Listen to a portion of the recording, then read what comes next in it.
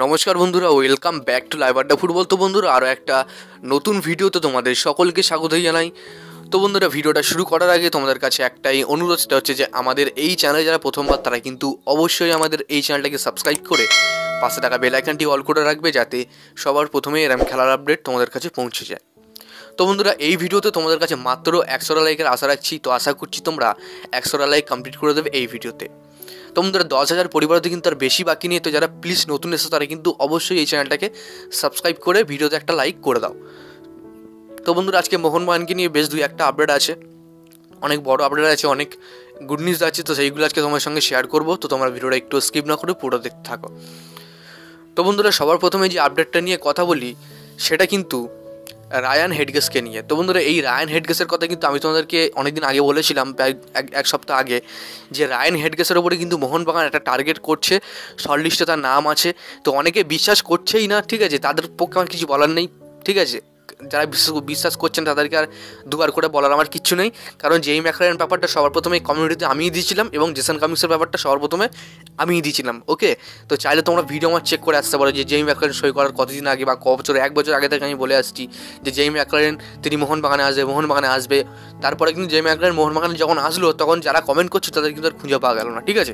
তো যাই হোক, এই রায়ান হেডগেসের উপরে মোহনবাগান একটা নজর রেখেছে। তো তোমাদের কি মনে হয় রায়ান হেডগেসের এই যে ডিলটা মোহনবাগান কি খুব তাড়াতাড়ি কনফার্ম করতে পারবে না কি পারবে না?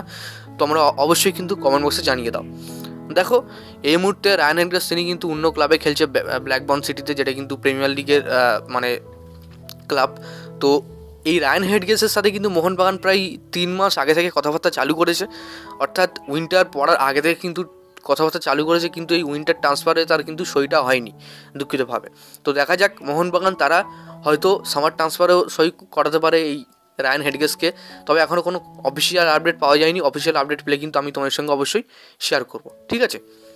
তো বন্ধুরা, এরপরে যে আপডেটটা দেবো সেটা কিন্তু দিমিত্রি পেত্রাতসকে নিয়ে। তো দিমিত্রি পেত্রাতসকে নিয়ে অনেক জায়গা থেকে শোনা যাচ্ছে দিমিত্রি পেত্রাতস তিনি অফিসিয়ালি থ্যাংক ইউ জানাচ্ছেন বা অফিসিয়ালি বলছেন যে আমি দল ছেড়ে যাচ্ছি, অফিসিয়ালি মোহনবাগান তাকে দল থেকে বাদ দিয়ে দিচ্ছে। তো এরকম অনেক রকম নানান রকম প্রশ্ন কিন্তু তোমাদের মাথায় ঘুরছে, এবং পার্সোনালি কালকে রাত্রেবেলা আমাকে 2-3 জন মেসেজও করেছো যে দাদা দিমিত্রি পেত্রাতস নাকি মোহনবাগান ছেড়ে দিচ্ছে, অফিসিয়ালি নিউজ পেয়েছি। আমি তখন ভাবলাম যে অফিসিয়ালি নিউজ কোত্থেকে পেয়েছো তুমি, আমি পাইনি।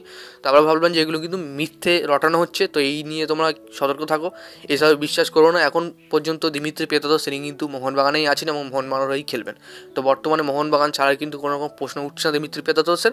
হয়তো অবশ্যই পরের ম্যানেজার ভাবলেও ভাবতে পারে, ঠিক আছে। এরপরে আপডেটটা দিই তোমাদেরকে অ্যালবার্তো রদ্রিগেজকে নিয়ে। তো অ্যালবার্তো রদ্রিগেজের সাথে কিন্তু মোহনবাগান কন্ট্যাক্ট এক্সটেনশন করতে পারে, সেটা কিন্তু খুব তাড়াতাড়ি তোমরা দেখতে পারবে।